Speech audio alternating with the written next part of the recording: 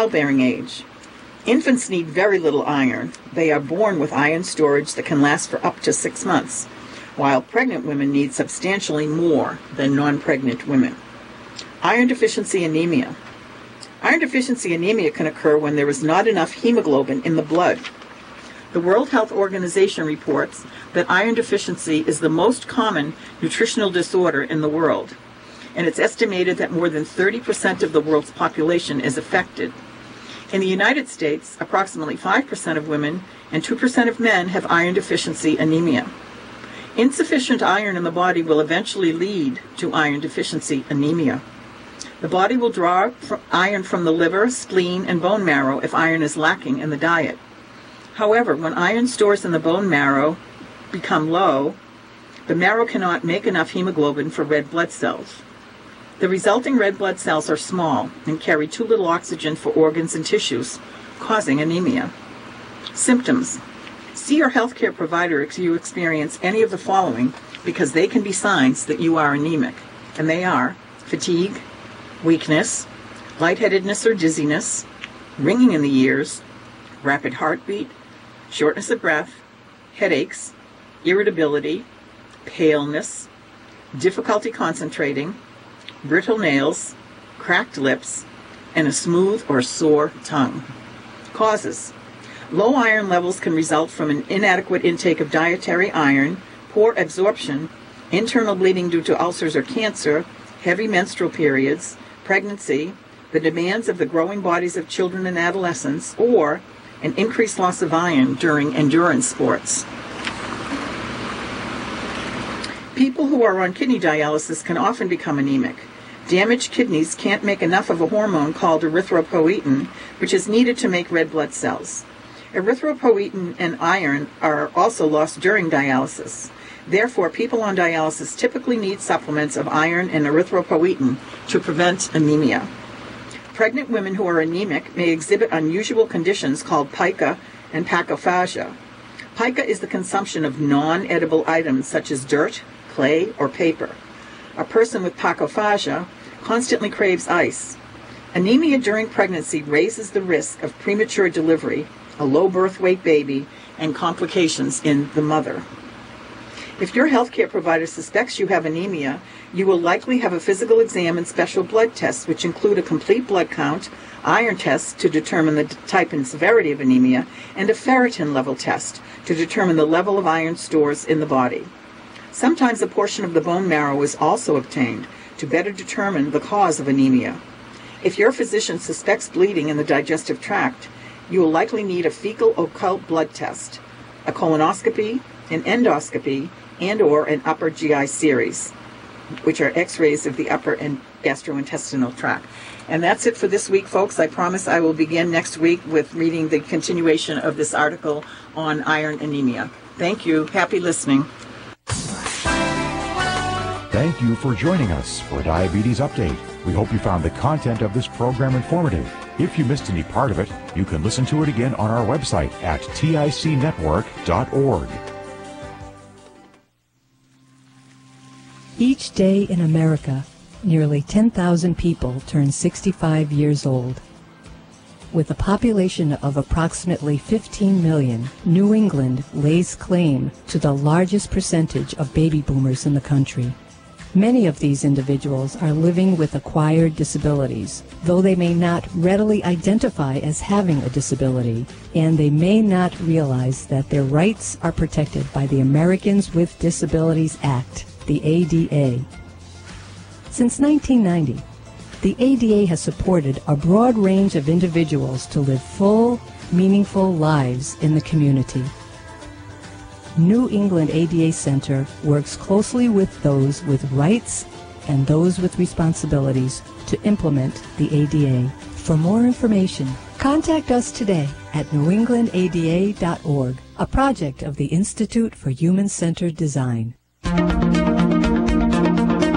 Thank you for listening to the Massachusetts Reading Network.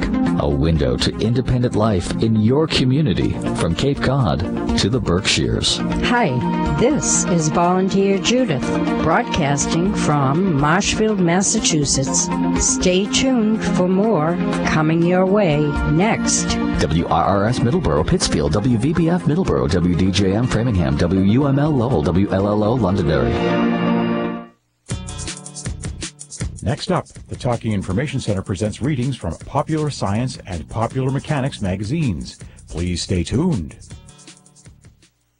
Hello, this is David Murphy. Today I'll be finishing an article I started from the July-August 2018 issue of Popular Mechanics. The title was The Oceans of West 79th Street. The opening.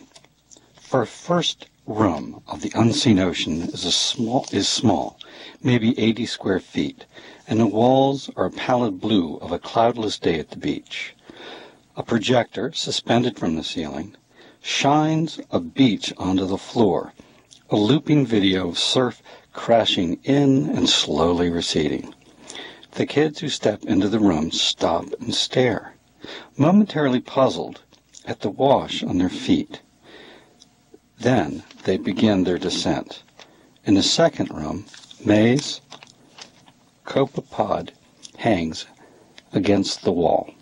Under the UV light, it radiates a kaleidoscopic palette of delicate colors, like an oyster turned inside out. In the center of the room, under glass, that almost makes it feel like a real collected specimen, sits Genecax plankton.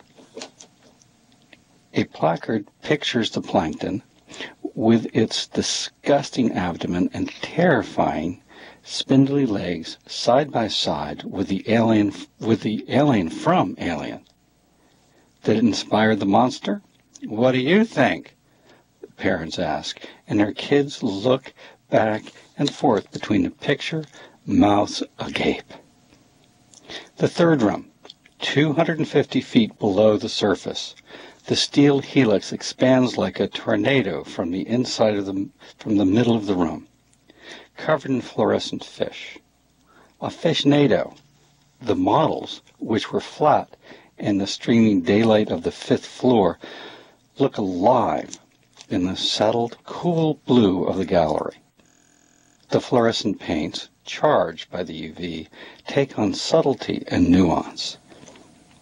A few models sit on tables at chest level for kids to see up close. They're under glass, so kids don't mangle them. Not that they don't try. People filter into the fourth room, settle into seats in front of Bob Peterson's massive screen, and jump when the giant squid clamps his beak onto the camera. Then shriek when a humpback whale swoops in from off-screen and clamps the squid in its jaws. In the fifth room, smiling faces hover over the sandbox while kids create their own ocean floor.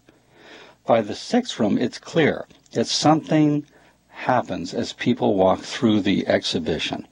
Each room takes them deeper, but it also takes them further from the hustling city, from the concrete and asphalt, from the subway, the traffic, farther from their classrooms and their Snapchat accounts, farther from the news cycle. Each step they take deeper into the exhibit, they roam further from the thing they're actually immersed in, which kids may not even discern yet. The sea of unordered information that is modern life, deeper all the time. In the culminating room, a whole pack of children gambol around on hands and knees until they've trapped Brett Peterson's fish in a seething ball, the way massive schools are rounded up by sharks. They pound the ground with open palms, erupting in cries and chants, trying to make the fish disappear. They have surrendered to the exhibition. For the conservation note, that completes the descent. Alonzo's team has created a room that transforms children into sea creatures. And here a man stands over the kids, someone's uncle or dad or big brother. He's got an exasperated look on his face, but a dawn smile is cracking on his lips. We all want to maintain a little of this inside ourselves, and while the world bombards us, plumps us up with so much that it hurts, so much that we harden ourselves and take no more in, and in doing so become a little less curious, a little more cynical, and a lot less childlike. The museum does the opposite. It takes the unruly heap of facts scientists endlessly generate and shapes them into something you can walk through, that somehow shrinks the world of knowledge so that it fits into the tiny skull-size space between our ears. The man has his phone out, and even as he says, as gruffly as he can, "Okay, okay, okay," he snaps a picture so that he can remember the scene. Then he says, "Let's go." The kids push themselves to their feet and skitter out the door. Out the maze of corridors into the bright light of midday in New York. Taxis whiz past. A train rumbles under their city of islands. Salad days in deep space nights. Can gardens help astronauts go further? By Sarah Scholes. This is from the summer 2018 issue of Popular Science. Our plans aren't looking so good, astronaut Scott Kelly tweeted from the International Space Station on December 27, 2015. He was right.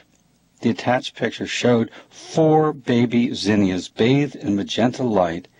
3 of the 4 leafy stalks were discolored and curling in on themselves. The station's garden was struggling to recover from a mold problem. It's an issue familiar to terrestrial gardeners. And while on Earth the problem means a trip to the local nursery for replacements, in space you can't do that. The zinnias, brightly colored flowers in the daisy family, were part of an experiment called Veggie, whose ultimate mission is to provide crews with long-term source of food. In prior tests, astronauts had successfully harvested lettuce.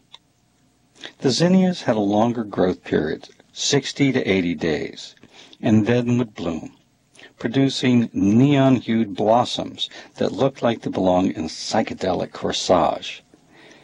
They were practiced for something finnier and tastier than leafy greens, tomatoes. If station crews were ever going to grow something that intricate, they needed to figure out, among other things, how to vanquish mold. Veggie is a relatively uncomplicated way for astronauts to develop their green thumbs. It's a very simple system, says Gioa Massa, one of the project's lead scientists. It doesn't control much at all. Instead, the humans do. Space gardening will be essential someday if space travelers are to go beyond low Earth orbit or to make more than a quick trip to the moon. They can't carry all the food they need, and the rations they do bring will lose nutrients. So, astronauts will need a replenishable stash with extra vitamins. They will also require ways to make more oxygen, recycle waste, and help them not miss home so much. Space gardens can, theoretically, help accomplish all of that. Veggie and other systems aboard the space station are helping researchers figure out how radiation and the lack of gravity affects plants. How much water is Goldilocks good, and how to deal with deplorables like mold. Just as important, scientists are learning how much work astronauts have to put in, how much work they want to put in, and how much plants nourish their brains as well as their bodies. For all its potential importance, Veggie is pretty compact. It weighs 41 pounds, just a hair less than the station's 44-pound coffee grinder. The top, an off-white rectangular box that houses the grow lights, resembles an old VCR. From this, a curtain of clear plastic hangs to encase the 1.7 square foot planting surface. Astronauts preset how long the lights stay on each day, how brightly they emit red light to optimize photosynthesis, and blue light to control the plant's form and function. They can also activate a built-in fan to adjust the humidity. The most important part of veggie, though, is the fragile botany it is meant to cultivate. That begins as seeds encased in little Teflon-coated Kevlar pouches. The scientists call them pillows. You can think of it like a grow bag. NASA says of these packets stuffed with seeds, water wicks, fertilizer, and soil. People have anticipated this scenario for more than a century. In 1880, science fiction author Percy Grieg wrote Across the Zodiac, a novel about an astronaut who traveled to Mars with plants to recycle waste. 15 years later, Konstantin Chelyabinsk, a Russian rocket scientist, wrote Dreams of Earth and Sky, which laid out how spacefarers and flora could live together inside a closed system. In the 1950s, green things burst from book covers into the lab. NASA and the U.S. Air Force started growing algae to see if it could help with life support. Turns out it tasted bad, was full of indigestible cell walls, and had too much protein. Then, Soviet scientists experimented with nearly self-sufficient ecosystems in which humans survived on oxygen, water, and nutrition produced mostly within an enclosed habitat. In the longest run, a 180-day trial inside a facility called BIOS 3, an earthbound crew got 80% of its food from its own wheat and vegetables. Finally, in 1982, plants and space became a reality when Soviet cosmonauts grew,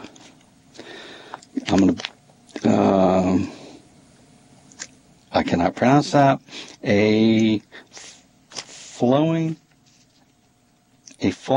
species related to cabbage and mustard to maturity aboard their Soyuz 7 space station. The yield was too small to be a source of food. Around this time, in the mid-80s, Veggie's Massa was in middle school, and her 7th grade teacher returned from astroagricultural workshop at Kennedy Space Center with reams of information on the topic. Inspired, a teenage Massa kept taking ag classes as she moved on to high school, and later teamed up with her middle school mentor for a hydroponics project. While Massa continued her studies in self-guided experimentation, NASA began building orbital plant-growing apparatus, most notably the biomass production system. Designed to be used for experiments on the space station, it was a rectangle with sides each about the length of an arm. 4 cube-shaped grow chambers rested like safes inside. Designed by scientists at a Wisconsin-based company, Orbitech, the biomass production system joined the space station in 2001. There, Brassica rapa, field mustard, soon sprouted tall, illuminated by plain white fluorescent light. When researchers compared the harvest to a control plant on the ground, though, they found that space mustard had more bacteria and fungus. The significance of the difference is uncertain, states NASA's official conclusion. by which the agency meant that it didn't know why the microbes proliferated, not that their presence wasn't important. In fact, as Veggie's mold would show, it was crucially important. NASA retired the biomass production system in 2002, but Russian cosmonauts picked up where the U.S. left off. Over the decade, they successfully grew dwarf wheat, leafy mizuna, and dwarf peas. Bonus, in 4 successive generations of orbiting dwarf peas, the vegetables didn't show signs of genetic messiness.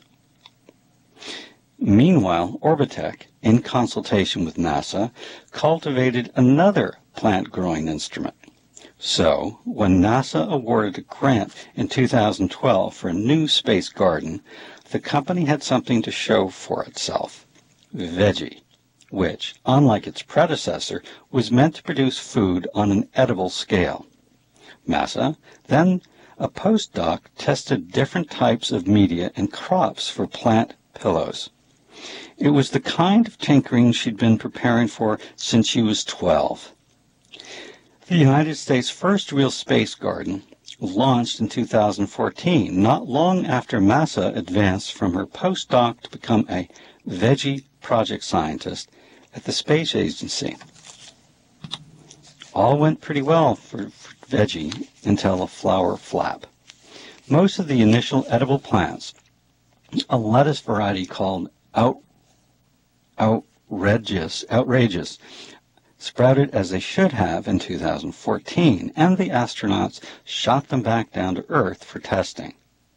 NASA says they're still working on all the analysis, but in general, the plants are pretty similar to our ground samples. When they're finished, they'll know about chemical contents like antioxidants, anthocyanin pigments, phenolics, which protect plants against stress. Short term, the priority was mealtime. Could we have consumed the harvest? The crew, Massa and NASA, all wanted to know. Yes, it turned out the produce was microbially safe to eat. Still, when the astronauts planted a second set of seeds in the summer of 2015, NASA ran into a new challenge. With harvest approaching, NASA had no protocol to approve the crew chowing down on the leaves of their labor. We said, we only have 28 days, and then they're going to have to eat it, NASA recalls. With the clock ticking, management found a way to officially add the lettuce to the astronauts' diet. On August 9th, Kelly snapped a picture, standing in front of the unfurling greens.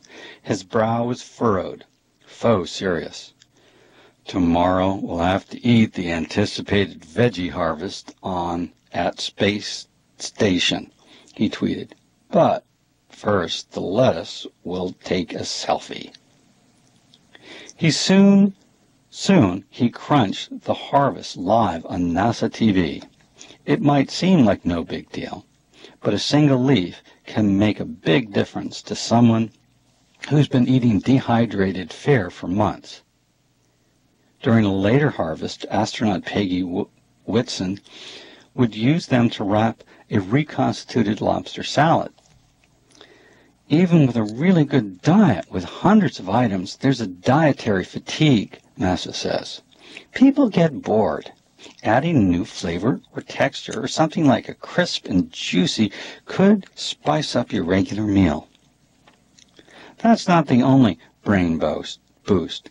Sure, astronauts can gaze down at the Earth and see its most beautiful spots, literally all of them, every 90 minutes. But those places are always out of reach, reminders of how far away sea level is. Having something nearby that photosynthesizes might cheer the crew. The psychological aspect of something green and growing when you're far away from home, Massa says. In the next growing cycle, the astronauts fostered the ill-fated zinnias. About 2 weeks in, Kyle Lindgren saw the first warning signs. Water leaked from the wicks that hold the seeds. When moisture began seeping from the infant leaves, then started to curl in on themselves. Veggie staff on the ground, in charge of the operation, decided it was time to turn the airflow fan from low to high. But an impromptu spacewalk to fix a broken robotic arm delayed the change because, in space, nothing is as simple as flicking a switch on your way out of the spaceship. While reprogramming Veggie's settings takes only about 15 minutes, NASA prefers astronauts move anything lower priority out of the way when they have a high priority task. And then the leaves started to die. That's bad enough on its own, but worse, dying vegetation can be a breeding ground for mold, which had somehow come to space with the astronauts and cargo. Soon, menacing white fuzz began choking the plants. By this time, Lindgren had returned to Earth, and Kelly had taken over the garden. On December 22nd, with instructions from ground control, Kelly snipped away the moldy parts like bad spots from a piece of cheese and swabbed the remaining zinnias and equipment with cleaning wipes. He left the fans on high to help dehydrate the setup. It was a good try, but not without cost. It made the plants thirsty. Kelly relayed that to the ground control and asked to water them. Sergeants who were sticking to the drill told Kelly it wasn't time yet, not until December 27th. You know, I think if we're going to Mars, we're going to grow stuff, and we would be responsible for deciding when the stuff needed water, Kelly told them, according to NASA write-up of the event. Eventually, they gave autonomy to the person who is actually next to the plants, along with one page of instructions called Zinnia Care Guide for the On-Orbit Garden. Under the On-Orbit Garden's thumb, half of the zinnias revived, unfurling, and grew green. NASA spun the whole thing as a positive. They now knew that crops could survive floods, drought, and disease, and that excising the problem plants and cleaning the remainder could keep the fungus from taking over. Kelly loved the now flourishing flowers and carried their container all over the space station for photo shots. Like those people who snapshots of themselves in Hard Rock t-shirts all over the world. He asked if he could harvest them on Valentine's Day, NASA says. He'd been in space, away from everyone except his smelly crewmates, for more than 300 days. NASA let him make the bouquet. It was one of NASA's favorite moments. We had been part of something that gave him pleasure, she says. In upcoming veggie experiments, scientists will learn more about that part of the gardening, the mental part. We've heard a lot anecdotally, NASA says, but we've never been able to collect data.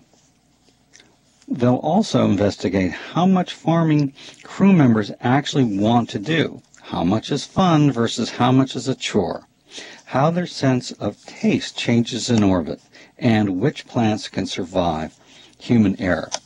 No offense, astronauts. Veggies experiments will continue in tandem with those of a brand new Type A companion, the Advanced Plant Habitat, an 18-inch square self-sufficient laboratory with more than 180 sensors and automated watering. Scientists can establish that their variables and thus nail down the specific conditions that cultivate plants and how those plants can cultivate humans.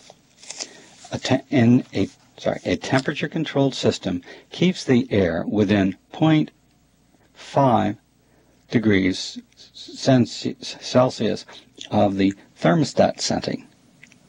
Sensors relay data about air temperature, light, moisture, and oxygen levels back to base. While the advanced plant habitat will quantify the circumstances for successful gardening, veggie will help qualify how and why humans can facilitate their own food supply. In other words, through the habitat's tight controls, researchers can learn how to grow which plants best. Then, using those parameters, they can set up a system like veggie that astronauts get to interact with. Astronauts assembled the habitat over 6 hours in October of 2017 after it rumbled into space on 2 shipments. The automated contraption looks like a microwave that could survive being shot into space. Wires stream from here to there and there to here on a control panel. Red indicator lights blink next to toggle switches. And inside the plant chamber, LEDs beam from the ceiling, illuminating the plants below with concert stage color combination. It has red, green, and blue lights like veggie, plus white, near, and far infrared ones. I'm afraid just about out of time. Thank you very much for listening to me. I will continue this from the summer 2018 issue of Popular Science on the next time. One more paragraph. Robert Reichter, Director of Environmental Systems at Sierra Nevada, which acquired Orbitech in 2014, monitored its progress from the Earthbound Space Station Processing Facility. He'd helped design and build the new lab, as well as veggie and biomass. When he started in the field almost 20 years ago, he was a bit naive. I thought, how hard is it to grow plants?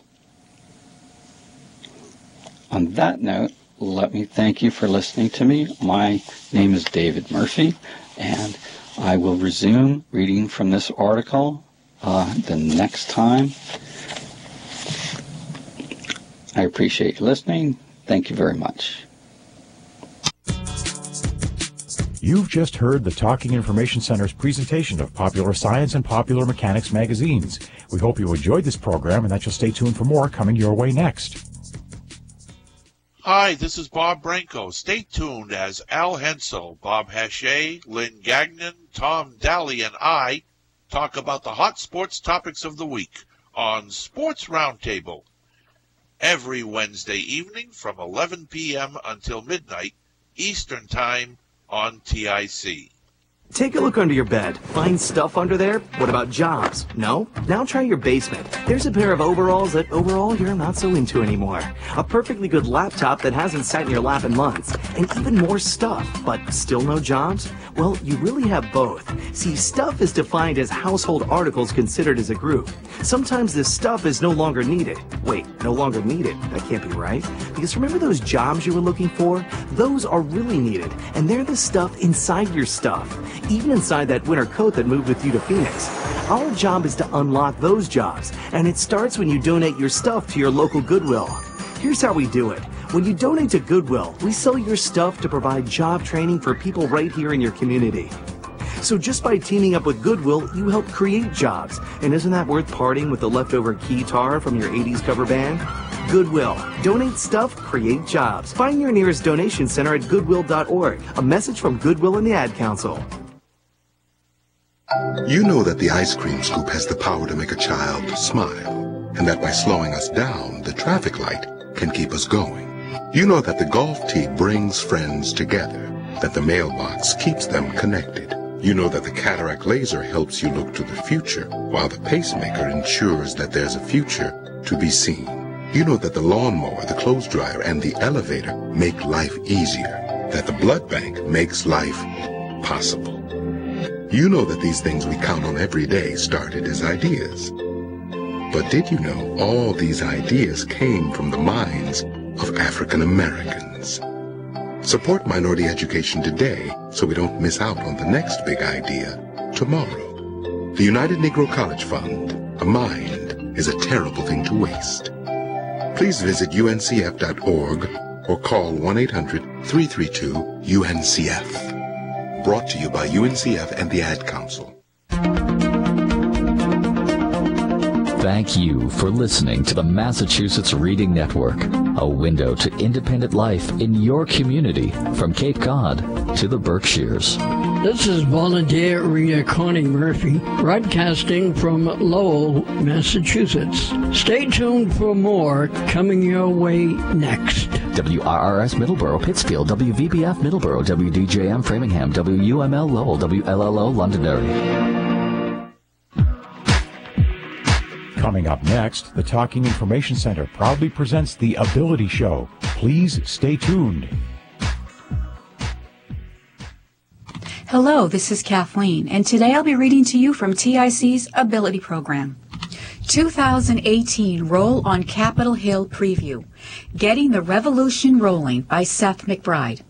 Since its inception in 2012, Roll on Capitol Hill has served as an annual rally to educate lawmakers about the needs of the SCI/D community and to train the next generation of advocates. This year's event, held June 24th to 27th, couldn't come at a more important time with numerous threats looming over our community. Thankfully, United Spinal's voice will be stronger than ever, thanks in part to the rapid growth of advocacy efforts at the state and chapter levels. For people with disabilities, it hasn't been the best couple of years to follow the national news. With attempts to weaken and dismantle the Affordable Care Act, threats of huge cuts to Medicare and Medicaid, and the House of Representatives passing H.R. 620, it can often feel like the tide is against us. Yet when you take a closer look at the issues most relevant to our community, there have been just as many recent wins as losses. Yes, Congress tried to repeal the ACA, but disability activists and protesters helped save it. The Centers for Medicare and Medicaid Services put into place a permanent policy that exempts complex power wheelchair components, such as cushions and headrests, from Medicare's competitive bidding program. The tax overhaul ultimately retained many essential disability programs that had been on the chopping block. Veterans also scored a win during last year's roll when the Accountability and Whistleblower Protection Act, which United Spinal advocated for, was passed and signed into law. This law helps U.S. Department of Veterans Affairs leadership maintain a healthy workforce by removing bad employees more efficiently, which in turn helps the agencies fulfill its mission effectively. Many of these successes are directly results of hard work and activism from the disability community. United Spinal's policy team, headed by Vice President of Government Relations Alexandra Benowith, has been leading the fight on the behalf of the organization. Central to its work has been an effort to grow United Spinal's community and grassroots advocacy network. Each of the 6 regions across the country now has an advocacy coordinator, and those coordinators are quickly working toward identifying an advocacy coordinator in each of the 50 chapters across the country. Brooke McCall is the Grassroots Advocacy Manager for United Spinal, focused on growing and setting up the communications channel for this nationwide advocacy network. There are a lot of people in neighboring states or across the country who are doing parallel advocacy work, but people don't know about it, she says. We're getting that communication line set up so that everyone will know if they're working on parallel issues and can connect and learn from one another. McCall hopes the network can get more chapters involved in the advocacy efforts. It's not as daunting as a lot of people think it is. Legislators really want to hear from us, she says. I'm just trying to be a spokesperson for getting involved and taking away the fear of the unknown or that it's going to be a scary experience. We're just trying to make it as accessible as possible and as easy for people to get involved. Beyond Washington, D.C., for a growing number of ROCH attendees, advocacy isn't limited to a once a year in Washington, D.C. Rather, the annual event serves as a model that United Spinal chapters across the country are using to advocate for disability policy and their home states. Accessible Arizona hosted a Roll on Arizona's Capitol in January that focused on legislation to increase the number of accessible showers in new multi-unit housing projects.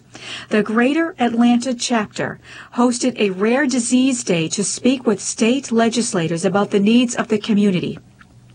The Richmond chapter recently got legislation passed that requires Virginia to keep data and registry of all spinal cord injuries in the state. Members from both Richmond and Atlanta joined up with a group called Warrior Moms to rush the U.S. Capitol in March to demand better access to and insurance coverage for activity-based therapies. We kind of just learned how to be a citizen and talk to the policymakers and voice our needs and concerns, said Sharon Drennan, chapter leader of the Richmond, Virginia chapter. The state-level events may all have been advocating for different policies, measures that make sense for individual chapter states and communities, but they all share one thing in common. They came about from organizers have learned from attending ROCH. Last year was my first year that I went, and I had such a great time, said Gina Shu, who serves as chapter leader for Accessible Arizona. I really saw the amount of impact that it can make, and it inspired me to do it on a state level. Drennan echoed similar sentiments. It's always been inspiring and motivating for me, Drennan says. It's how I learned to be an advocate. If I didn't have that experience with ROCH, I wouldn't have the confidence or the know-how to do what I'm doing locally. Because we have United Spinal, we have so many people we can reach out for help first. There's no way I would have continued on with what I have done if it weren't for ROCH, adds Kim Harrison of the Greater Atlanta chapter of United Spinal. By the time we were done at ROCH, we all just had goosebumps from our last meeting because it was so productive. You just felt like you had moved the whole world in one day at one person taking interest and actually caring about what you're saying. Benowith and McCall say getting attendees excited about advocacy is one of the biggest goals of ROCH. Thanks to the new advocacy network, there is more support than ever to help state leaders advocate on the local level.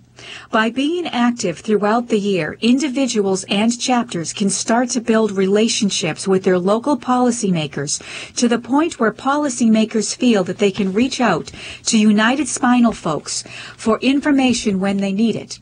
It's only by being visible, building relationships, and advocating for the things that are essential to our lives that we start to see substantive change. But as anyone who has attended ROCH can validate, advocacy is a lot more accessible and fun than it might seem. As Harrison puts it, I don't care what anyone says. One person can make a difference, and you will. You're going to love it.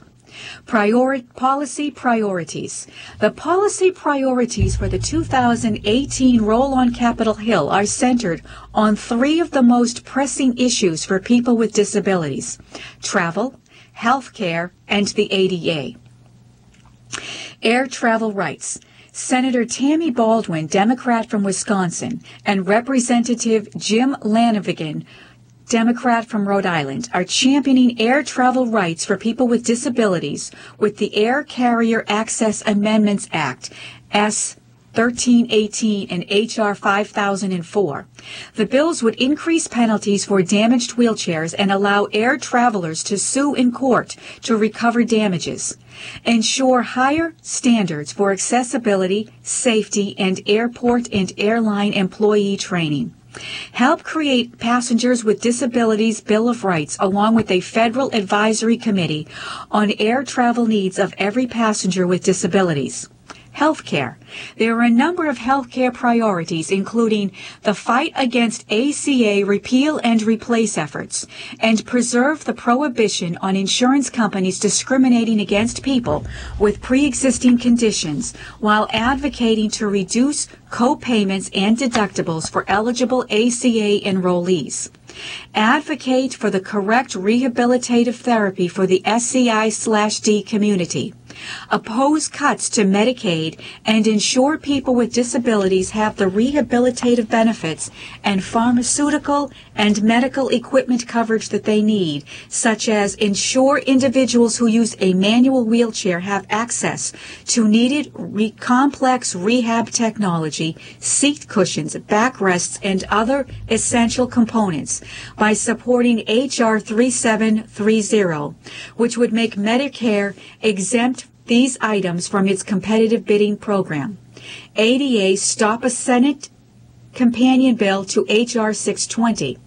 Earlier this year, the U.S. House of Representatives passed H.R. 620, the ADA Education and Reform Act, a measure that would require a person with a disability to give a business a notification letter and wait no less than 120 days before filing a lawsuit when encountering a physical barrier. For it to become law, the Senate would have to pass a companion bill. ROCH attendees will be making sure senators understand how this notification and cure provision violates the civil rights of people with disabilities and actually leads to more barriers to public accommodations, not fewer. And Vets First. Support the Caring for Our Veterans Act, S. 2193, which permits veterans with physical disabilities to continue to have the opportunity to secure care close to home without having to fight VA bureaucracy to receive medical benefits, as they currently do under the VA Choice Program. S. 2193 also outlines improvements to patient safety regarding prescription medications and continuity between VA and non-VA providers regarding the service-connected injuries or illnesses. Support H.R. 4146, the Disabled Veterans Life Insurance Act of 2017, which increases insurance amounts for service-disabled veterans, since no updates have been made since the 1940s. Sailing the Impossible Dream by Bob Vogel. Sailing in a gorgeous conditions, I'm at the helm during my first watch on a 60-foot catamaran, 130 miles offshore in the North Atlantic. The crystal clear night is alive with stars. The Milky Way, the constellations are a planetarium bright, accented by a silver of a crescent moon rising in the distance. After a while, the stars seem to move in slow motion. Around 3 a.m., a tiny light on the horizon matches a blip on the radar screen. The tracking system identifies it as a 3-mast, square-rig, tall ship, and we are gaining on her. I expect to see her sails by morning. I feel like a pirate ship hunting its prey. Yar! The experience is so perfect and ethereal, I don't want to risk pinching myself, lest this is a dream, but it is real. I'm on my first offshore voyage, a 900-mile passage from Boston to Canada, on board an ocean-going catamaran built with universal design, aptly named the Impossible Dream. I had a boat I sailed in the San Francisco Bay, and I had long dreamed Midi-esque adventures of making an extended offshore voyage. However, as decades passed, this seemed less likely, especially on a conventional sailboat where wheelchairs don't fit and getting around a vessel requires a lot of dragging yourself by your arms. Impossible Dream became the key to achieving my goal.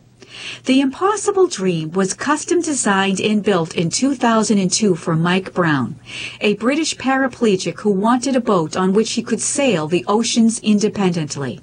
At 60 feet in length and 20 feet wide, with an 80-foot high mast, she is spacious, stable, and swift. Every detail of the catamaran is based on universal design and is equally accessible whether you are walking or wheeling. There are 3 hydraulic lifts, one to get you from the dock to the boat, and one on each side of the main cabin going down to the hulls where the boat's 2 bathrooms and 4 cabins are located.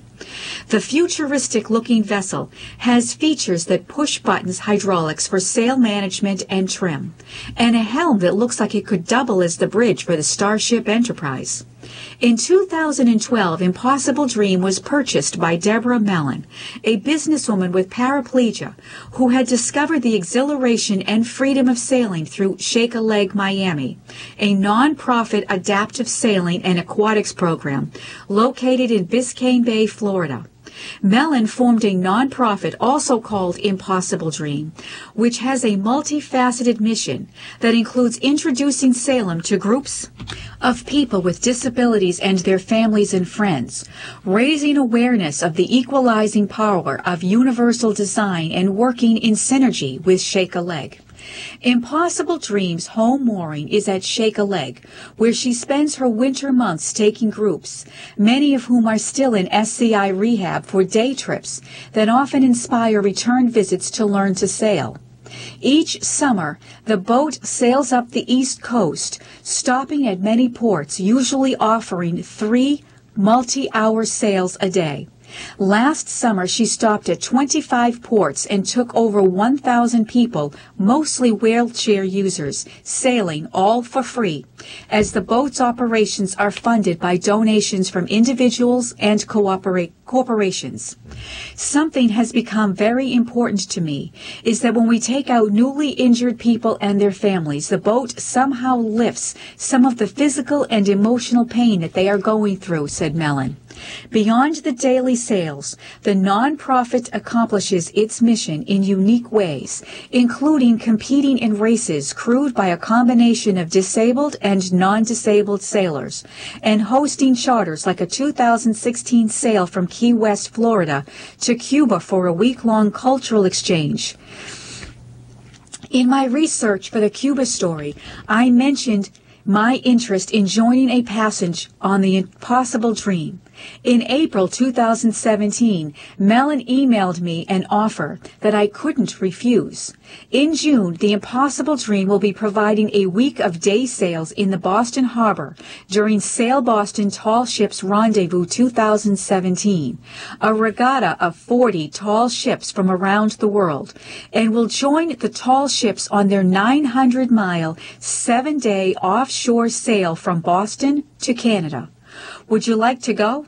Even better, my long-term friend Alan Fisk, a T11 paraplegic who I had sailed with for years, phoned me and said he would be on the passage.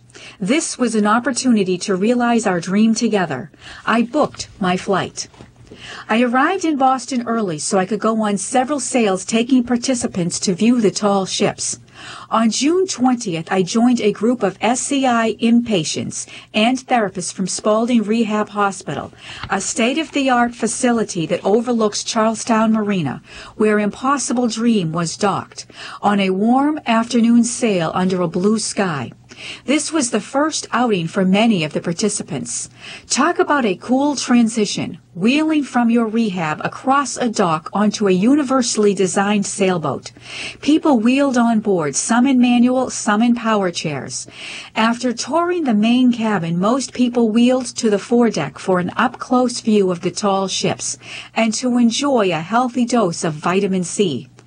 Being introduced to sailing, experiencing the universal design of the boat, as well as hearing some of its history, including a solo transatlantic crossing made by a sailor and quadriplegic Jeff Holt, is a powerful example of what is possible. I've never been sailing before, and this is something I would love to learn to do, remarked Sean Quinn, 23, who has been injured at C5 for 12 weeks. The best thing about today is being out in the sun, the wind, and the smell of salt water. A sail on the Impossible Dream is exactly what Cynthia Payne-Meyer, 59, who was injured 12 weeks ago at C4, needed. I love being on the water, she says. I have never sailed before, and hearing that I can learn to sail on my own with chin control sounds remarkable. Captain William Ray says the gushing reactions are the norm. I've seen some powerful transformations when people sail with us, said Ray. For many, they are sailing for the first time and everything is fully accessible, probably more accessible than what they encounter on land. It's a big deal, and it shows that it's a hope. The boat can help to be a catalyst for change. Helping change and improve a person's life is incredibly gratifying. For the next day and a half, we provisioned and prepared the boat. Fisk and I were on board with Ray, the first mate and the assistant first mate. We wondered if we were going to be passengers or if we would get to crew and have time with the helm sailing. Ray already knew Fisk's extensive sailing background, which includes a captain's license. He asked about my sailing background and proceeded to show us the very cool and somewhat complex systems for sail trim, engines, and navigation, including touchscreens that showed everything from charts, radar, and weather, to music choice via satellite radio or smartphone. Then he called a meeting and announced a watch list. Fisk and I were members of the 5-person crew. The schedule was a rotation of 3-hour watches, followed by backing up the next watch. Not only were we crew, we would have multiple opportunities at the helm sailing the boat, responsible for sail trim, navigation, watching for boats and ships, and in hourly log entries. All at the helm of the coolest boat I've ever seen.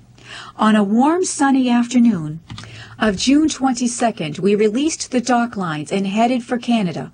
It was both exciting and a big leap of faith. I'd never sailed out of land for more than an hour or so, and there was a little voice that said, "What if I don't like it? And I'm not immune to seasickness." Any trepidation of the loft shore vanished during my first watch from 1 to 4 a.m. The sailing conditions were epic. I basked under the stars before being greeted by a radiant sunrise at 3:30 a.m. Although the weather remained perfect throughout the day, the weather charts showed the tail end of a tropical storm was bearing down upon us. It arrived the following day with 10-foot swells, winds gusting to 35 knots, and a cold rain that reduced visibility to 0. We were navigating by compass and electronic chart plotter. Fisk and I were encouraged to practice steering by hand because the seas became big enough to overpower the auto helm. Fisk went first and quickly dialed in. It was some of the roughest water I've been out on, but the universal design combined with the stability of a catamaran helped a lot, said Fisk. I have to have one hand for the chair and one for the boat, and even though it was uncomfortable, it was way easier than it would have been in a monohull. I took the helm to practice hand steering next, and soon caught on. It was so fun that later on one of the smoother days I did a double watch, hand steering much of the time, grateful to have the opportunity to be at the helm of this amazing boat. The trip had been so exciting I hadn't had much sleep for about 2 days. When the first mate took over, I took the lift down to my cabin for a quick afternoon nap. As I lay there, the sound of the water rushing by the hulls seemed inches from my head. I could feel the rise and the fall as we surfed wave after wave, the motion quickly lulling me into a deep sleep, my dreams a continuation of the previous 2 days sailing a catamaran in the North Atlantic, a boat so accessible my wheelchair was irrelevant. In what seemed like a moment, my alarm went off. Time for my midnight watch. A storm raged for a day and a half as we sailed up the coast of Nova Scotia, and then abated as quickly as it arrived. A calm, clear morning welcomed us to Canadian customs, and we passed into the Gulf of St. Lawrence. I found that at sea the problems and stresses of land tend to vanish, or at least are temporarily left behind, replaced by the rhythms of weather, wind and waves and tides. Fisk and I were getting used to, possibly spoiled by living in the universally designed environment on board the catamaran. My back even felt better, pain-free for the first time in a long time, likely due to the constant, gentle stretching from the rocking of the boat. Since we were 3 days ahead of schedule, we made time to explore.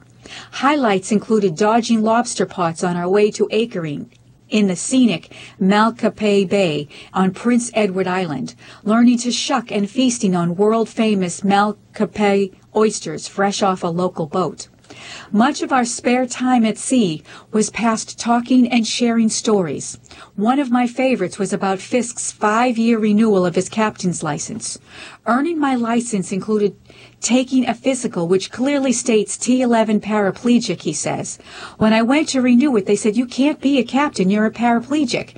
Fisk says, "I know, I've been paralyzed for 25 years and I've had my license and been doing charters for the last 5. Fisk did not back down, and the Coast Guard agreed to go out with him on a sea trial, where they threw him a life-size dummy overboard and said, "Man overboard, save him." I did exactly the right maneuver. I pulled up next to the dummy, threw a life ring, and my fishing buddy fished him out. They renewed my license, said Fisk. The next day we set sail on the final 100 miles to Caracay, sailing on light winds, glassy seas, with a light picturesque thunderstorms off our port side. Arriving in Caracay the next day was the completion of a successful trip and the realization of a dream. When asked what impossible dream means to him, First Mate Evan Duffy says it makes sailing about ability, not about body parts which you can move. It enables non-disabled people and people with disabilities to work together, with everyone doing their fair share. Ray and Mellon want more people to share in the experience and realize their dreams. We have found this is so powerful that even doing 3 trips a day, we need more space to take out more people, said Ray. Mellon said the organization is raising the money for a larger 80-foot catamaran that can take more people and offer even more access. On the current boat, the lift down to the cabins and bathrooms cannot support power wheelchairs, forcing users to transfer to a manual chair to go down. A larger boat would ideally rectify this problem and add advanced technology to enable higher-level quadriplegics to drive the boat. Mellon estimates a new vessel would cost around $10 million. No small change. But as Ray is apt to say after a busy day of taking people, we need a bigger boat. For information about Sailing Impossible Dream, including the 2018 summer schedule, check out their website at impossibledream.us. Hot topic: how would a ban on disposable drinking straws affect you? To protect the environment, fewer restaurants are offering plastic straws, and some cities are banning them. We asked for your thoughts on Facebook. Stephen Feldman: great question and one I would never have considered. The anti-straw campaign is hardly one I've followed closely, but I can only imagine the forces and funds organized before it would easily and sadly squash a disability community-initiated backlash. Tim Vermonde: I guess I'll bring my own. Some stores have stainless steel straws. Lee Sarita: it would be easier if restaurants recycled, offering a recycle bin for plastic and paper. Judy Brewer Sutherland: buy and take steel straws and reuse. Jonna Lannon: we carry our own. I don't think they have any idea of the effect that some of those bans have on those of us who have differing needs. We are trying to inform them. Carla Berglund Hughes: we are part of the solution in bringing our own reusable straw, in addition to using our own cloth napkins at restaurants that use those flimsy paper napkins. Susan Schofield: Amazon sells a bunch of different types of durable straws. I just ordered a package. It won't be as convenient, but it will be more responsible. I liken this to buying my own grocery bags. Once I get in the habit of using them, it's not a problem. And we are saving the ocean, folks. Beth Zizowski: looking at this company, Glass Dharma makes amazing and safe glass straws. GlassDharma.com. Brooke McCall: I think the ban idea is over the top. Straws should be available, but only on request and when a notably thoughtful waiter or waitress realizes an individual might appreciate the option. In my opinion, paper straws are pretty much worthless, and metal straws are a hassle outside of the house. Join the conversation at facebook.com/newmobility. Thank you for listening, and I hope you have a wonderful day. We hope you enjoyed the Talking Information Center's presentation of The Ability Show. If you missed any part of the program or would like to listen to it again, please visit our website at ticnetwork.org. Hi, this is Bob Branco. Stay tuned as Al Hensel, Bob Hache, Lynn Gagnon, Tom Daly, and I talk about the hot sports topics of the week on Sports Roundtable every Wednesday evening from 11 p.m. until midnight Eastern Time on TIC.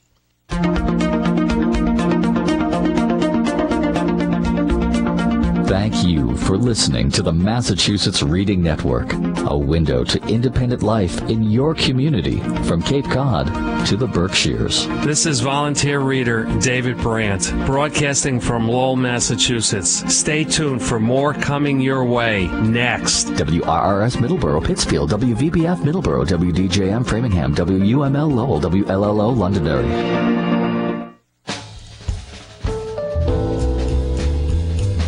Next, from the Talking Information Center, it's the weekend review of the Wall Street Journal. We hope you enjoy.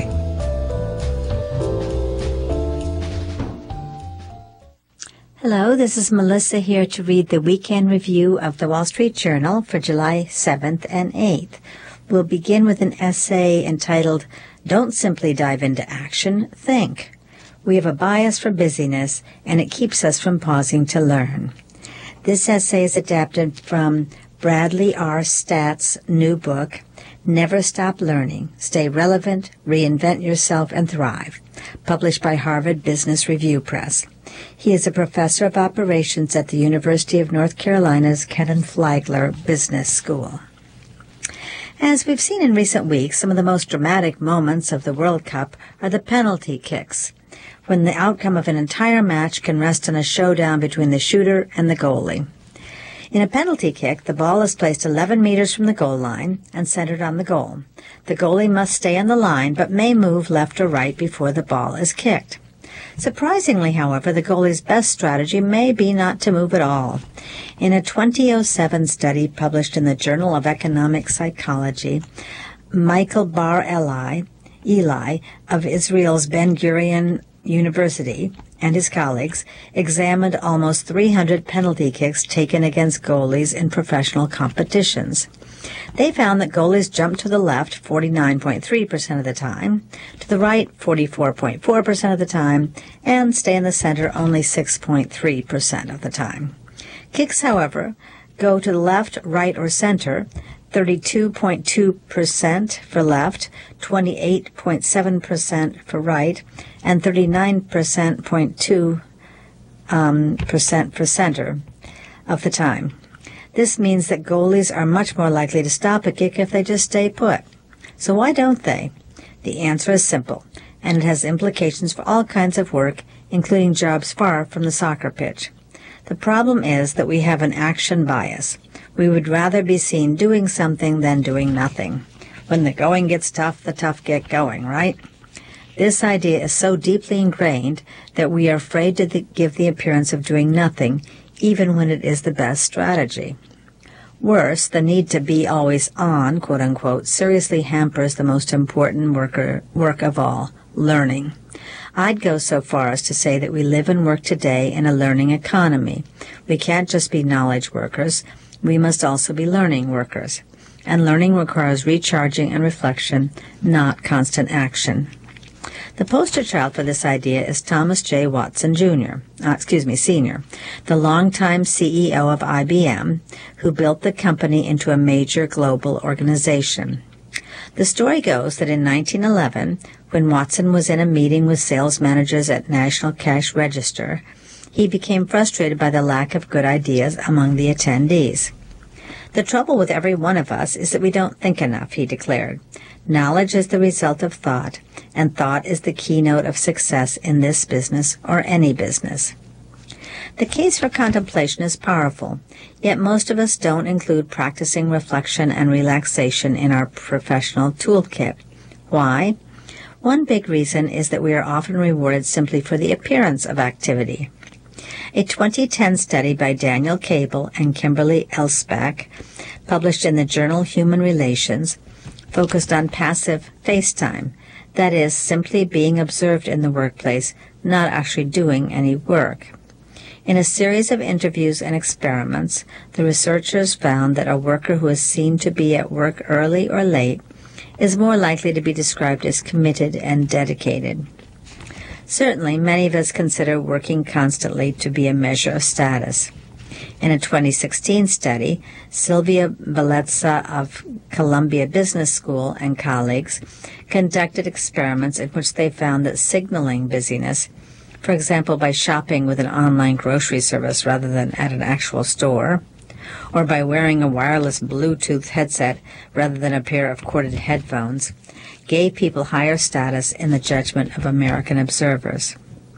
But the conventional wisdom about busyness is wrong. In a 2015 study in the Harvard Business Review, Erin Reed of McMaster University studied overwork in consultants to see how it affected performance. She found that although managers penalized employees who admitted putting in less time at work, the managers could not tell the difference between those who really worked long hours and those who only said they did. She also found no difference in performance between those who worked more hours and those who worked fewer. So if overwork brings no real benefits, why are we so reluctant to pause for thinking and learning? One reason is fear of regret. In the soccer study, researchers asked a sample of professional goalies about their strategy for penalty kicks. The majority responded that they preferred to dive left or right rather than stay in the center of the goal. When asked why, the goalies most often said that they would regret allowing a goal more if they stayed in the center than if they dived. In other words, they wanted to be seen to be doing something, even if that something was wrong. When we sit at our desks and debate whether to take a short walk or to brainstorm for 5 minutes on the problem at hand, we may think that the time spent not acting is wasted. But we need sufficient time to rejuvenate during the workday, between workdays and on vacations, if we are able to learn successfully. Busyness by itself doesn't lead to learning. This lesson was driven home to me many years ago during a meeting with my mentor, the late Harvard Business School professor David Upton. I was rushing through my to-do list, trying to share everything I was working on. I have a tendency to talk fast when I get nervous, and that day I was flying a mile a minute. When I took a rare breath, Dave held up a hand to get me to pause. He waited a couple of seconds, looked me in the eye, and gave me one of the best pieces of advice I had ever received. Brad, don't avoid thinking by being busy. So fight the urge to act for its own sake and recognize that when the going gets tough, the tough take time to stop and think. The Great Indian Mango Trail, with more than 1,000 varieties, a succulent symphony of tastes, and perhaps a philosophy of the universe, too. By Chandrahas Chowdhury. Mr. Chowdhury is a writer based in New Delhi. His novels include Arzi the Dwarf and Clouds, forthcoming in April 2019.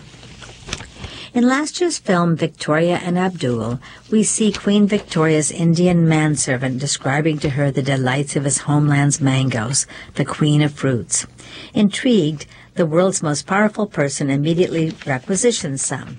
The fruit arrives, an offering from a subcontinent, and is presented in a velvet-lined box by 2 liveried staff. The queen looks uncertainly to Abdul, who turns disappointed to his employer. This mango is off. Henry, the queen exclaims to the attendant, this mango is off. As it was bound to be. The mango is one of the few things in this world even more high maintenance than monarchs.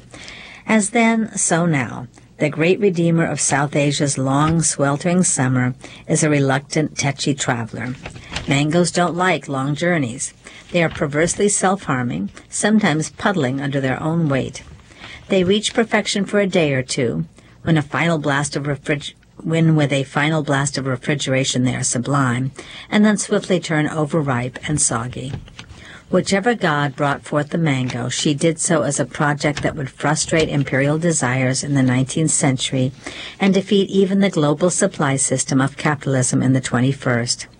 That's why almost all the mangoes in American markets are the fine-looking but bland, fibrous pretenders from Florida, Brazil, or Mexico, not the storied ones of India. Here, the frostless winters and tumultuous summers provide the perfect weather cycle for complex and memorable fruit, warm to the touch, even days after being picked, and redolent of one or all of honey, lemon, peach, rose, cinnamon, pepper, or sugar cane. There is an upside to this delightful perishability. Not being a happy traveler itself, the mango is, therefore, a traveler's fruit. It's one of those joys of life that can't be acquired by throwing money at it. In olden times, traveling mendicants and traders often ate a bigger range of mangoes than kings and landowners did. The mangoscape of India, where the mango originated somewhere in the northeastern foothills near modern Myanmar, is immense. Some 4,000 years of spontaneous proliferation and studied cultivation, plus the dozens of new varieties developed in recent centuries by grafting and calculated hybridization, have allowed a vast diversity of mangoes, called cultivars in the scientific literature, or more evocatively, land races, to proliferate.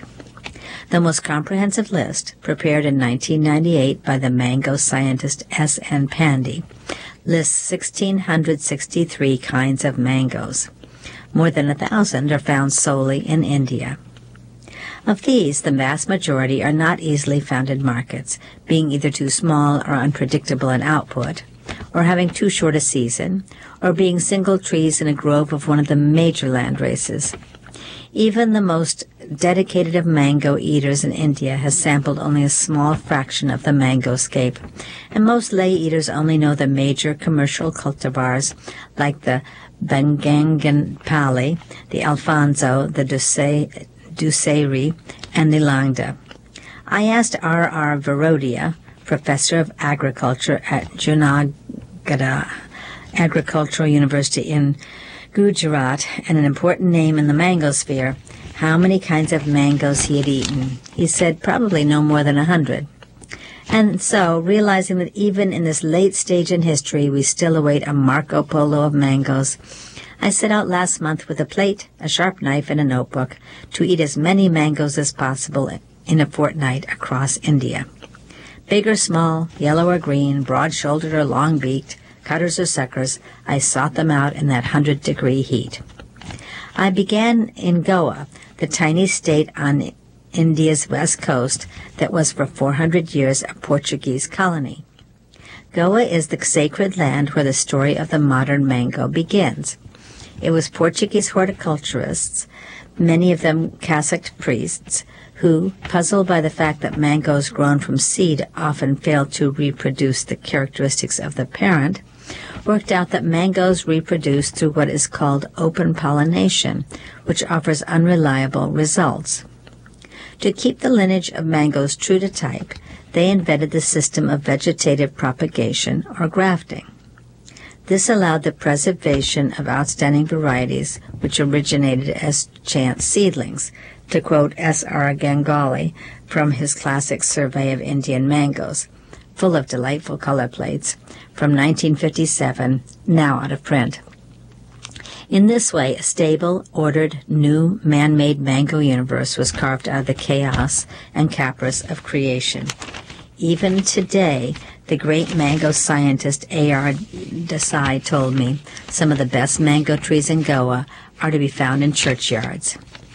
In a hotel room in Punjim, the Goan capital, I set down a stash of Mancurados, Hilarios, Fernandins, Musarats, and Xaviers that I had bought at dawn at the municipal fruit market, their Baroque names pointing to their origins in Catholic botany.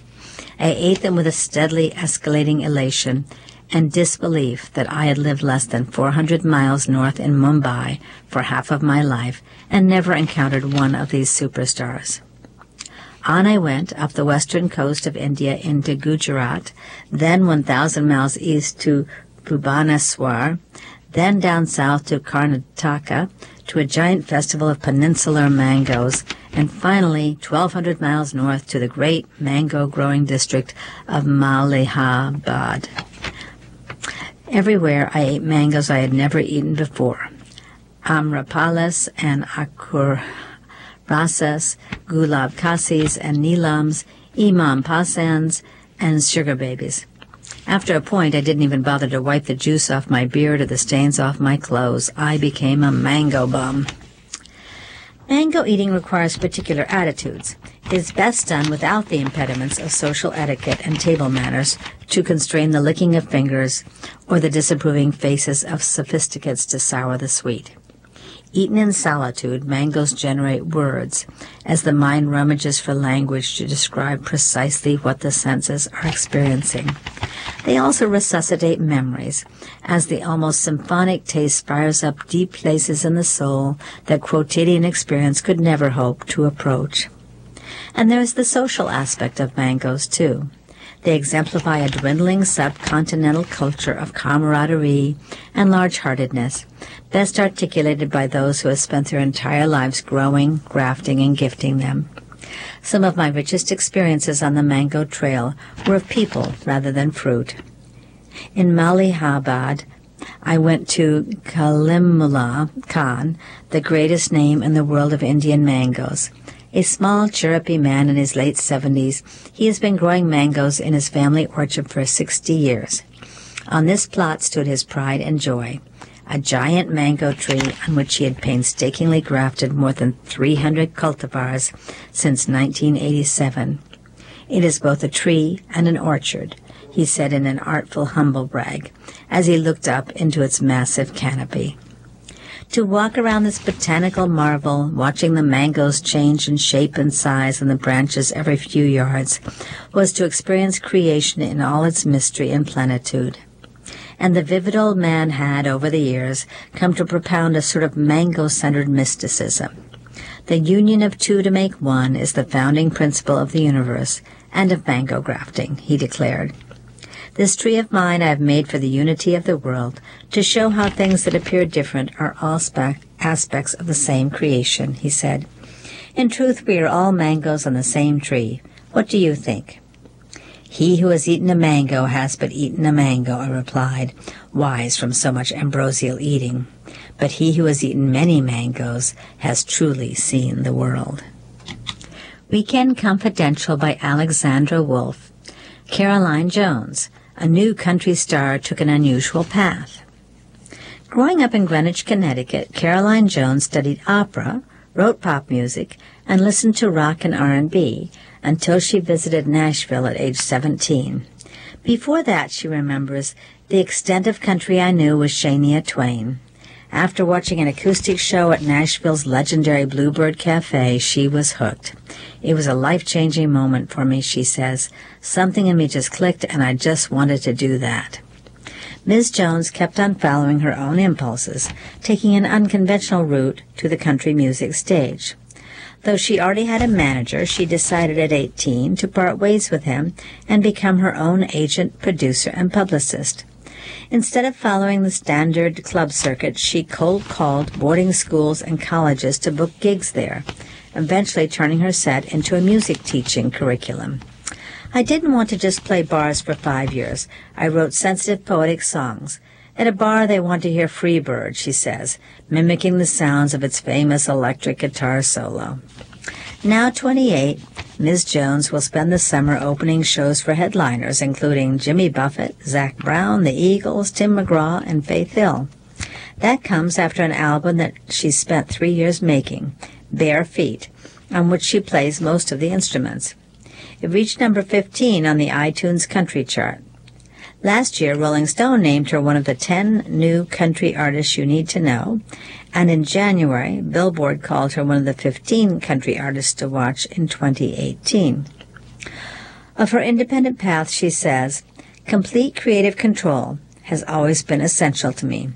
What's wrong with a more traditional path? It's not so much that they tell you what to sing, but you're informed by people who know what sells, she says. Ms. Jones is the daughter of Paul Tudor Jones, the billionaire hedge fund manager and founder of Tudor Investment Corp., and his wife Sonia, a health and wellness entrepreneur. She says that aside from giving her a strong work ethic, her father had little influence on her career and always encouraged her to be independent. Her family is in my art, so that's where it's relevant, but it's not relevant other than that, she says. At age 9, she started taking opera lessons. At the time, I was so embarrassed, she says, I would die if anyone heard me singing opera. But looking back, it was such a great technical foundation. A love of writing poetry led her to other forms of music, and in her early teens, she started writing her own songs and recording demos. Through friends, she says, she found her manager. He noticed her songs had a country sensibility and encouraged her to head to Nashville. Before her Bluebird moment, Ms. Jones had enrolled in the Professional Children's School, a New York City nonprofit prep school that encourages students to pursue professional careers while they get their high school degrees. She then went on to New York University. Meanwhile, in addition to performing at school, she appeared at well-known New York venues such as Feinstein's, the Carlisle, and Bitter End. Using money from these gigs, she produced her own songs and paid $40 to a website to release each of the 4 albums online. Ms. Jones had learned to play the guitar and piano from professional teachers as a child and teenager. Next, she learned the mandolin, banjo, harmonica, and dobro slide guitar by practicing and watching YouTube videos. Friends from New York performing circles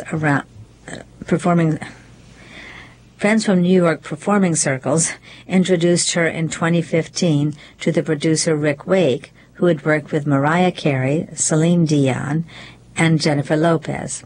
She moved to South Florida, where he's based, to work on the album that became Bare Feet. Mr. Wake introduced her to Zac Brown, whose song Tomorrow Never Comes she grew up belting to herself in her mirror at home in Greenwich. Last year, she found herself standing alongside Zac Brown, singing the same song to a crowd of 25,000 people. It was truly surreal, she says. Someone in Jimmy Buffett's management who had seen her perform asked her to join a hurricane relief concert in December and to sing with Mr. Buffett. We really hit it off, she remembers. It was an immediate connection. Mr. Buffett decided to sign her onto his record label and released her album. The title song is something that occurred to her, she says, while washing dishes. As the water poured through her fingers, the feeling reminded her of what it was like to run her hands through dirt as a barefoot child digging in her backyard. She came up with the line, I just want to feel the world's heartbeat in my bare feet. When she's writing a new song, Ms. Jones says that she usually starts with a single lyric, often a nature metaphor, and builds from there. Though she incorporates electronic and pop sounds into her music, she plans to stick with country, at least for the time being.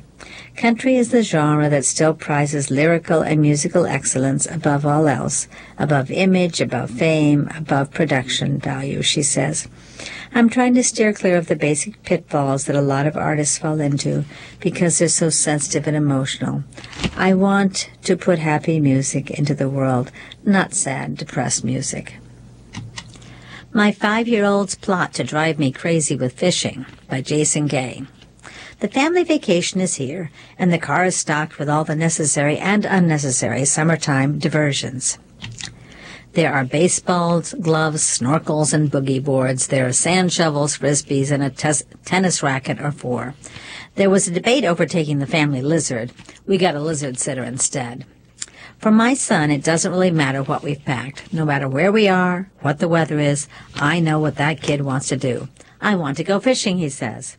The kid has to fish. He's only 5, but I think he's settled on his lifetime obsession. A couple of summers ago, up at the St. Lawrence River, one of his cousins taught him how to cast and use a reel. He caught a half-dozen or so sunfish, and that was that. Sometimes I catch him staring out the window on car trips, watching folks gathered on bridges with their rods and buckets. What do you think they're fishing for, he asks me. I have no idea. I'm fish ignorant. It's mortifying. My son is too young to fish alone, so someone needs to go with him. Often it's one of his cousins, and this winter in Florida his mother took him to a kids' fishing camp for a couple of afternoons. Sometimes I get called upon, and I'm not prepared. You have to understand the joke is on me. My dad was a fishing lunatic, but I'm not. As far back as I can remember, he was tinkering with rods and reels, lures and flies. He'd wake up in the middle of the night to take long drives to the coast. When he was home, he'd stand in the backyard and practice technique, flicking a fly as our cat leapt and tried to catch it. As I grew older, my father tried to get me into fishing. I went on a few expeditions, but it just didn't take. I told myself that fishing wasn't for me, that it was boring, that I was not the type of person who could stand on a dock or a jetty for hours.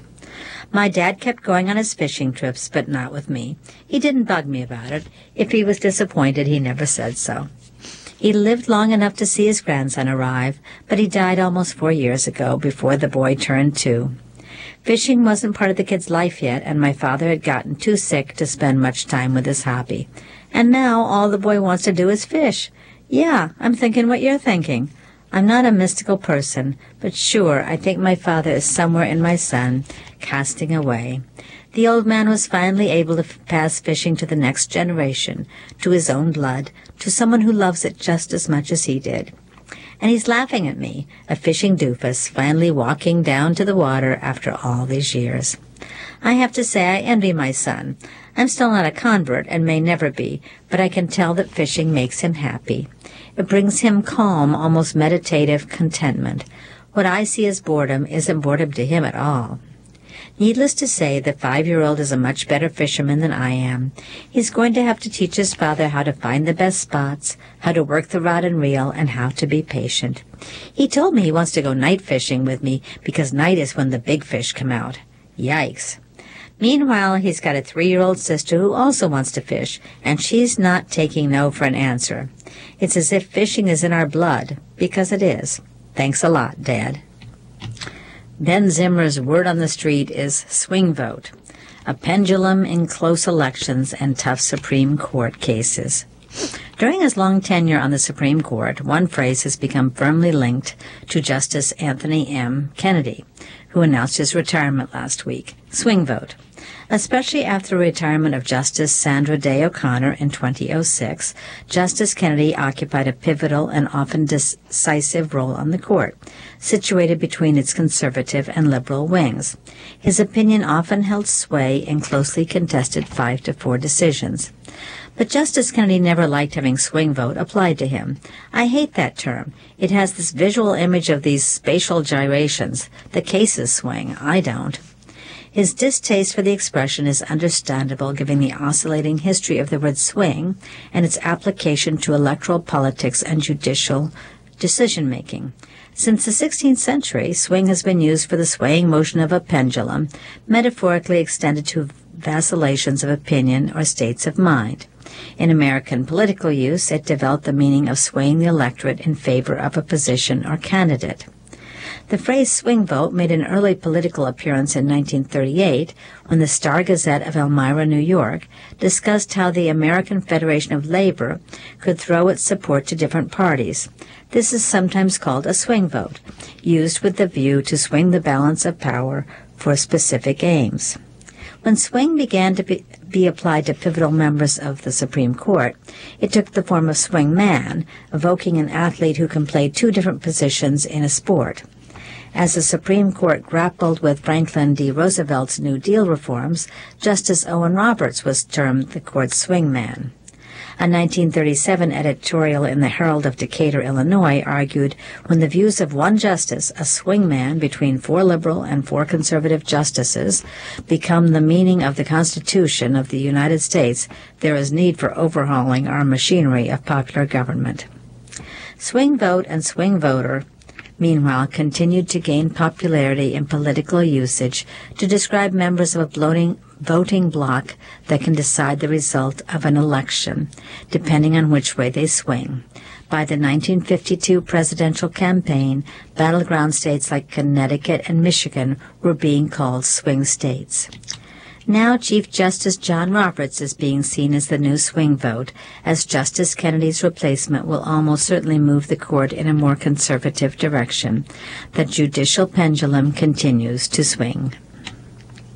This concludes my reading of the Weekend Review of the Wall Street Journal for July 7th and 8th. This is Melissa signing off, wishing you a great week and hoping you'll tune in next week. You were just listening to the Weekend Review of the Wall Street Journal. We hope you enjoyed the program.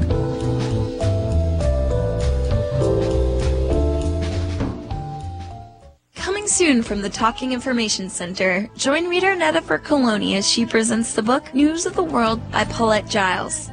In the wake of the Civil War, Captain Jefferson Kyle Kidd travels through northern Texas, giving live readings from newspapers to paying audiences hungry for news of the world. An elderly widower who has lived through 3 wars and fought in 2 of them, the captain enjoys his rootless, solitary existence. In Wichita Falls, he is offered a $50 gold piece to deliver a young orphan to her relatives in San Antonio. 4 years earlier, a band of Kiowa raiders killed Joanna's parents and sister. Sparing the little girl, they raised her as one of their own. Recently rescued by the U.S. Army, the 10-year-old has once again been torn away from the only home she knows. Their 400-mile journey south through unsettled territory and unforgiving terrain proves difficult and at times dangerous. Joanna has forgotten the English language, tries to escape at every opportunity, throws away her shoes, and refuses to act civilized. Yet, as the miles pass, the 2 lonely survivors tentatively begin to trust each other, forming a bond that marks the difference between life and death in this treacherous land. Arriving in San Antonio, the reunion is neither happy nor welcome. The captain must hand Joanna over to an aunt and uncle she does not remember, strangers who regard her as an unwanted burden. A respectable man, Captain Kidd is faced with a terrible choice: abandon the girl to her fate, or become, in the eyes of the law, a kidnapper himself. News of the World by Paulette Giles will air for 6 episodes on the Slick Mix Book Hour beginning July 20th and ending July 27th.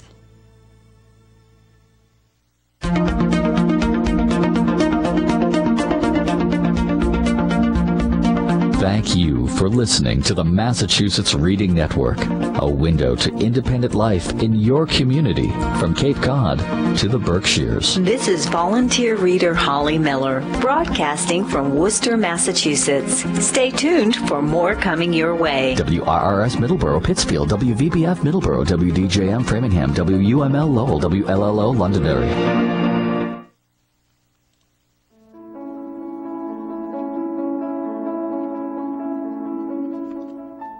Welcome to Enabled, the weekly program about people just like you who are dealing with issues of vision loss. The program is designed to encourage you through news you can use, inspirational stories, and interviews. I'm Nancy Zimmer, your host for Enabled. Thank you for joining me. Just a few weeks ago, I noticed a big feature article in the New York Times about LASIK, and I'll bring that article to you today. It's all about the risks associated with LASIK surgery and the long-term side effects. Before the article, though, just a refresher about LASIK. It's a very common laser eye surgery used to correct nearsightedness, farsightedness, and astigmatism. Now, to the article, the headline reads, LASIK's risks are coming into sharper focus. This comes from the New York Times online edition that was published on June 11th. The print edition featured this article on June 12th. The subheadline reads, some patients who undergo the eye surgery report a variety of side effects. They may persist for years, studies show. The article was written by Ronnie Karen Rabin. Ever since he had LASIK surgery 2 years ago, Giovanni Ramirez sees everything in triplicate.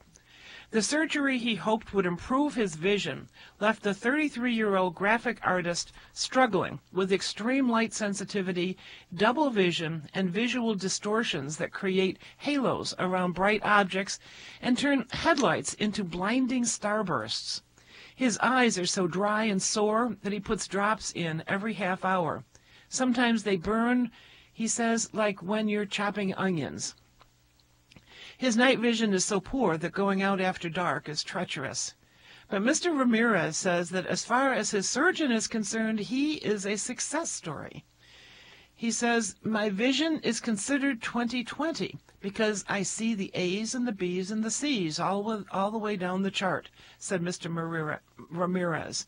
But, he continues, I see 3 A's, 3 B's, and 3 C's. None of the surgeons he consulted ever warned him that he could sustain permanent damage following LASIK, he added. The Food and Drug Administration approved the first lasers to correct vision in the 1990s. Roughly 9.5 million Americans have had laser eye surgery, lured by the promise of a quick fix, ridding them of nettlesome glasses and contact lenses. There is also a wide perception among patients, fostered by many eye doctors who do the surgery, that the procedure is virtually foolproof. As far back as 2008, however, patients who had received LASIK and their families testified at an FDA meeting about impaired vision and chronic pain that led to job loss and disability, social isolation, depression, and even suicides. Even now, serious questions remain about both the short and long-term risks and the complications of this increasingly common procedure. A recent clinical trial by the FDA suggests that the complications experienced by Mr. Ramirez are not uncommon. Nearly half of all people who had healthy eyes before LASIK developed visual aberrations for the first time after the procedure, according to the trial. Nearly one-third developed dry eyes for the first time, a complication that can cause serious discomfort. The authors wrote that, quote, patients undergoing LASIK surgery should be adequately counseled about the possibility of developing new visual symptoms after surgery before undergoing this elective procedure. Lack of precise information about complications is a problem that plagues many medical devices, which are tested by manufacturers and often gain FDA approval before long-term outcomes are known. This is from Diana Zuckerman, who is president of the nonprofit group called National Center for Health Research in Washington. She said, the FDA keeps promising to do a better job of post-market surveillance, but there is no evidence of real improvement, she said. Many ophthalmologists insist LASIK is the safest procedure done on the eye. Some say the safest medical procedure, period. And serious complications are, as they say, exceedingly rare. Patients' vision may regress after surgery, and they may need to use eyeglasses at times, some concede. But most LASIK surgeons maintain that soreness, dry eyes, double vision, and other visual aberrations like those suffered by Mr. Ramirez subside within months for most patients. That was the case for Justin Puglisi, age 39. He's a letter carrier active in the Air National Guard. He experienced dry eyes for a few weeks after undergoing laser vision correction last September, but no longer needs to use wetting eye drops. A quote, overall, it's the best thing I've ever done for myself, said Mr. Puglisi, who lives in Baldwin, New York. Surgeons frequently point to the procedure's popularity as evidence of its success. LASIK was performed on some 700,000 eyes last year, up from over 600,000 in 2016. This is according to an organization called MarketScope, a market research company that focuses on the ophthalmic industry. Here's a quote from a doctor. Do bad outcomes sometimes occur? Yes, but the risk is extremely low, said Dr. Eric Donnenfeld, who was Mr. Puglisi's surgeon, and he is also a past president of the American Society of Cataract and Refractive Surgery. Dr. Donnenfeld wrote a frequently cited 2016 review paper that reported the vast majority of LASIK patients were satisfied. He counsels patients that symptoms like halos and excessive glare may get worse in the short term, but they improve over time, except in the quote-unquote rare patient. Yet few studies have followed patients for more than a few months or a year, and many are authored by surgeons with financial ties to the manufacturers that make the lasers.